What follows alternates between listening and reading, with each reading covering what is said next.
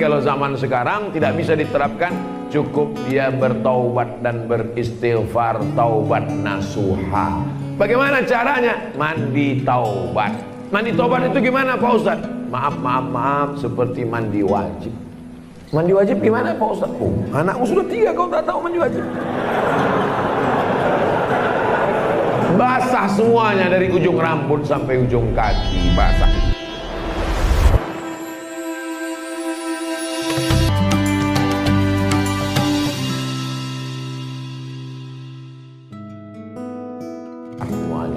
Boleh di laut Pak Ustaz? Boleh, pergi ke pantai Losari, terjun kau. Insya Allah kalau di tengah bukan cuma dosamu hilang, kau pun hilang sekalian. Nah, setelah mandi taubat, sholat sunat taubat, usolli sunnatat taubat, rakaataini lillahi ta'ala. Dosanya perlu disebutkan? Gak usah. Apalagi sholat sunat taubatnya di masjid, kuat-kuat pula usolli sunnatat taubat dari zina jam 5 pagi tadi. Tahulah orang. Cukup dalam hati saja. Bertaubat minta ampun kepada Allah Subhanahu wa taala. Ya Allah, terimalah taubat adik-adik kami yang pernah silap dan salah ya Allah. Coba lihat orang mati, kaya mati, miskin mati, rakyat mati, penguasa mati. Hidup ini luar biasa. Kalau tak takut juga, Covid sudah menghabiskan, meluluh lantakkan berita kematian. Dulu yang mati itu jauh. Sekarang orang mati, yang muda mati, yang sehat mati, artis mati, orang kaya mati, pejabat mati. Tak juga bertaubat. La ilaha illallah Muhammad Rasulullah. Yang jomblo cepatlah nikah. Malaikat maut sudah dekat.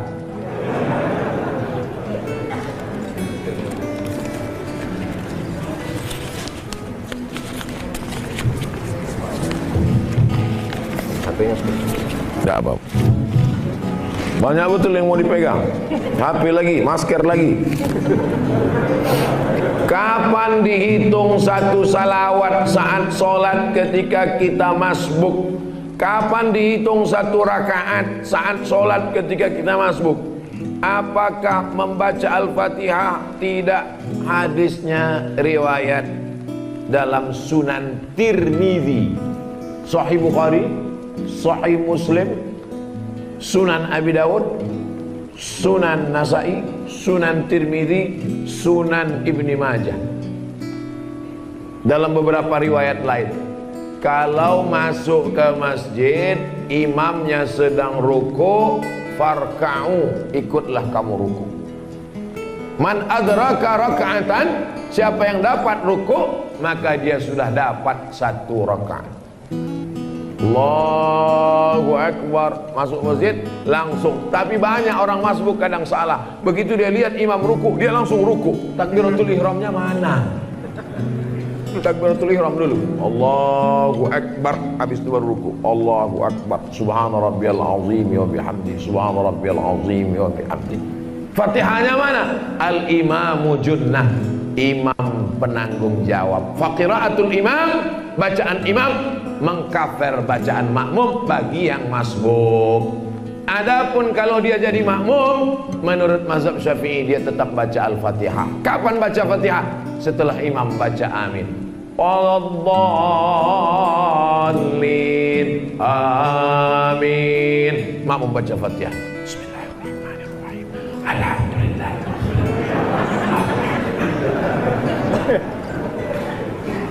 Baca.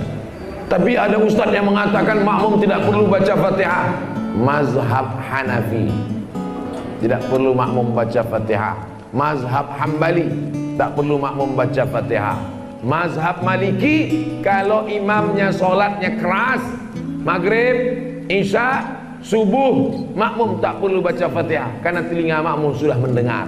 Tapi pada sholat yang tidak berbunyi, zuhur, asar, makmum baca Fatihah karena telinganya tidak mendengar bacaan imam. Tapi jangan gara-gara ini anak muda di luar pas imam awal alhamdulillahirabbil alamin, nyantai di luar. Kok nggak masuk dalam? Ayatnya panjang, kita tunggu ruku aja. segera langsung datang sholat. Ini kan ceritanya kalau darurat masbuk. Siapa yang dapat ruku maka sudah terhitung 1 rakaat. Masuk ke dalam masjid, imam sujud, Allahu Akbar. Banyak sekarang orang kalau masbuk imam sujud, dia nyantai nengok-nengok jam, difotonya pula didorong sholat.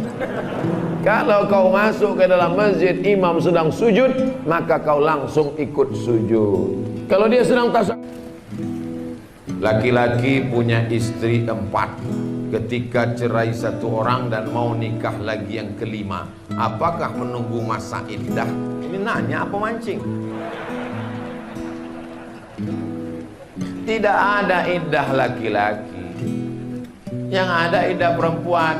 Iddah perempuan itu wal mutallaqatu yatarabbasna bi anfusihinna thalathata quru. Perempuan yang berpisah dengan suaminya, dia baru boleh menikah dengan laki-laki lain setelah 3 kali suci, 3 kali quru, 3 bulan. Supaya apa? Maaf untuk mengetahui apakah di dalam perutnya ada janin atau tidak. Kalau ternyata janinnya kosong, tidak ada anak, barulah dia boleh menikah dengan laki-laki lain supaya tidak campur aduk nasab. Sekarang kan udah ada tespek Pak Ustaz. Kan sudah ada tespek, maaf. Dikencengi tespek langsung ketahuan hamil atau tidak hamil. Tespek itu ada kemungkinan. Kemungkinan apa? Maybe yes, maybe no. Dalam kaedahnya ad-dalil idza ihtamal saqata bihil istidlal. Kalau dalil itu mengandung kemungkinan, dia tidak bisa jadi dalil. Itu maka tespek tak bisa dipakai. Maka tunggu 3 bulan. Kalau istrinya meninggal, kalau suaminya meninggal, walladzina yatawaffawna minkum wa yadharuna azwajan. Kalau suami meninggalkan istri, yadharuna azwajan yatarabbasna bi anfusina 4 ashhurin wa 'ashra. Tunggu 4 bulan 10 hari baru dia boleh menikah. Perempuan. Adapun laki-laki maka dia tidak ada iddah. Tapi kita tinggal di negara Kesatuan Republik Indonesia. Bapak Kepala Kantor Kementerian Agama, ada Majelis Ulama Indonesia, dan ada Mahkamah Agung. Di tempat kita ada Bapak PN dan ada Pengadilan Agama. Pengadilan Agama mesti mengeluarkan surat izin. Seorang istri izin, dia disahkan di Pengadilan Agama. Saya bernama Fulanah binti Fulan, izin suami saya menikah lagi, ini materi 10.000. Disahkan oleh hakim. Hakim bertanya, wahai ibu, ya benarkah ini tanda tangan ibu? Betul Pak Hakim, akulah yang mencoblos saking sakitnya hatiku. Waktu ibu tanda tangan ini dengan penuh kesadaran. Betul. Makanya ibu nanti malam sebelum tidur yakinkan tidak ada pena dan materai di dekat. Ingat, kejahatan terjadi bukan hanya karena ada niat dari pelaku, tapi karena ada kesempatan. Waspadalah. Jadi kesimpulannya tidak ada iddah bagi laki-laki. Bismillahirrahmanirrahim. Ada beberapa tato di badan, sebagian sudah dibuang, tapi ada bekasnya, dan tato yang lain masih ada. Bagaimana Pak Ustaz? Bagaimana nih Pak Ustaz? La'anallahul washimat. Allah melaknat orang yang buat tato. Wal mutashimat, orang yang minta buatkan tato. Wal mutanammisat, orang yang mencabut, mencukur. Nih, apa namanya? Alis dicukur habis, diganti pakai spidol whiteboard. Begitu pestanya panas, kipas angin mati, rendangnya pedas, meleleh. Wal mutafallijat, orang yang mengotak-atik gigi. Kalau giginya memang maaf tidak layak, lalu kemudian dia bentuk menjadi layak, boleh. Ada orang dia senyum, kita ngeri. Tapi kalau sudah baik, hanya untuk mughayyirat lil husni, merubah yang sudah baik hanya untuk tren aja. Ada orang pakai gigi kawat sampai 7 hari 7 warna. Hari Senin pink. Apa ini? Anak yatim fakir miskin tidak bisa bayar uang sekolah, diusir dari sekolah, tak bisa ujian. Kau masih lagi memikirkan gigimu hari Selasa mau warna apa? Ini yang dilaknat Allah. Adapun kalau sudah pernah sempat ditato, sekarang ada laser untuk menghilangkannya. Kalau dia tidak punya uang, andai tatunya tetap ada, apakah wudhunya sampai? Sampai. Karena tatu tidak menghalangi wudhu. Yang menghalangi wudhu itu putek tag yang ada di depan karena dia cat, karena dia plastik di atas. Adapun black hina maka tidak menghalang karena dia sudah masuk ke dalam. Kalau ada orang mengatakan tato itu najis karena darahnya kering, setelah dilobangi lalu kemudian dimasukkan celak hitam, lalu kemudian maka sebagian ulama mengatakan najis, tapi setelah dia dibersihkan, dihilangkan, dia masuk ke dalam air wudhu tetap kena. Intinya yang sudah sempat bertato tak usah dipermasalahkan, tapi jangan sudah tobat menunjukkan. Misalnya dulu kau bertato, tatunya sampai ke sini. Kalau kebetulan dipercaya pengurus masjid jadi imam, sholat pakailah baju koko lengan panjang, supaya jangan menimbulkan, kan tidak semua makmum itu kenal di belakang. Takutnya kalau jadi imam ada makmum yang pertama kali datang dia tengok, yang usah imam.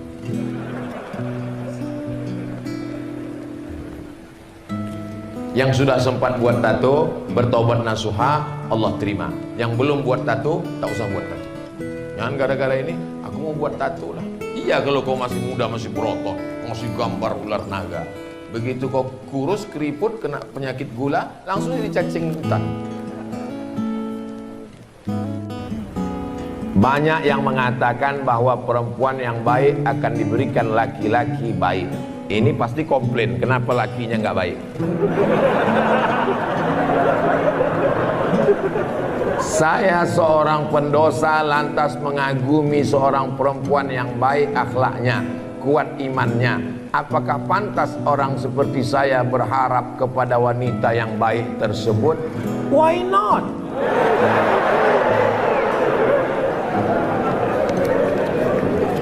At-tayyibuna lit-tayyibat, yang baik-baik dapat yang baik.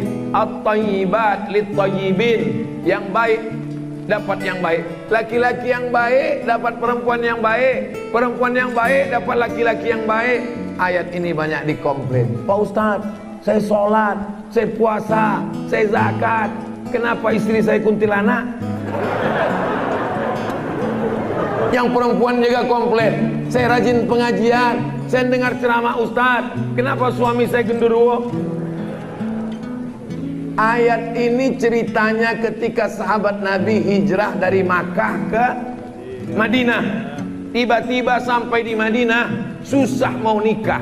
Ada seorang perempuan wanita tunasusila, maaf beribu maaf, mau dinikahi oleh seorang sahabat, ngadu ke Nabi, ya Rasulullah, aku mau nikah sama WTS.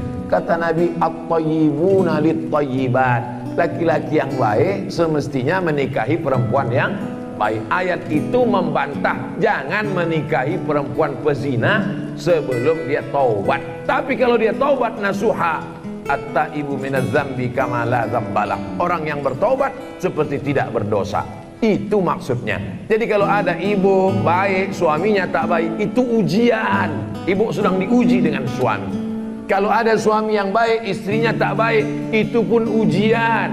Maka semua ini ujian. Sampai ujian macam-macam. Suami baik, istrinya baik, anak tak baik. Suami baik, istri baik, anak baik, menantu tak baik. Suami baik, istri baik, anak baik, menantu baik, cucu hantu. Suami baik, istri baik, anak baik, menantu baik, cucu baik, tetangga rese. Jadi hidup ini tidak pernah selesai. Orang yang mengatakan hidupnya selesai, berarti dia sudah mati sebelum waktunya. Tak layakkah saya pelaku dosa ini ingin dapat perempuan yang solehah? Perbaiki dirimu, taubat nasuha, berdoa kepada Allah. Insya Allah, berdoalah, ya Allah, kalau memang dia bukan jodohku, jadikanlah dia jodohku. Kalau dia sudah punya calon, matikanlah calonnya. Jangan, tidak boleh. Doakan kami Ustadz, kami mahasiswa UIN Alauddin, prodi perbandingan mazhab hukum, supaya cepat lulus. Ini yang saya sebut mahasiswa takut tak lulus tadi. Bagaimana jika seorang istri keluar rumah tidak memakai hijab? Engkau saudaraku, anak laki-laki, anak muda yang gagah perkasa, kau cukup urus pusar sampai lutut saja. Asal tutup pusarmu sampai lutut. Ingat, pusar sampai lutut. Jangan nanti sore main poli yang ditutup pusar sama lutut. pusar sampai lutut, cukup aman. Tapi setelah kau menikah, kullukum ra'in, setiap kalian pemimpin, wa kullukum mas'ulun ar ra'iyati, setiap kalian akan ditanya tentang istrimu. Selangkah istrimu keluar rumah tidak menutup aurat, pakai baju you can see, you kamu can bisa see melihat, you can see, kau bisa melihat ketiak bini saya, kau akan dituntut dihisab di hadapan Allah Subhanahu wa taala. Berat tanggung jawab laki-laki. Makanya banyak beberapa laki ingin operasi plastik jadi perempuan. Namanya lady boy. Wajahnya lady, kakinya boy. Baca Quran istrimu, kau akan dituntut. Habis sholat maghrib, panggil istrimu, sini baca Quran. Bismillahirrahmanirrahim. Yasin wal Qur'anil Hakim. Anak nomor 2, baca batapa, sasasa, jajaja. Perasaan kami terus yang baca Quran, papa nggak baca Quran. Waktu sudah singkat, sebentar lagi azan isya. Rupanya nggak pandai baca Quran. Kau akan dituntut di hadapan Allah. Wajib bagi laki-laki 5. Hak perempuan terhadap suami 5. Pertama, makanan. Kedua, pakaian. Ketiga, tempat tinggal. Keempat, pendidikan. Kelima, perhatian. Saya diberi ijazah oleh keturunan Syekh Muhammad Arsyad Al-Banjari yang ke-6.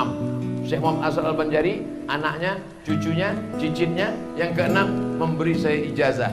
Aku ijazahkan buku kakekku Syekh Muhammad Arsyad Al-Banjari kepada engkau wahai Abdul Somad, Kitabun Nikah.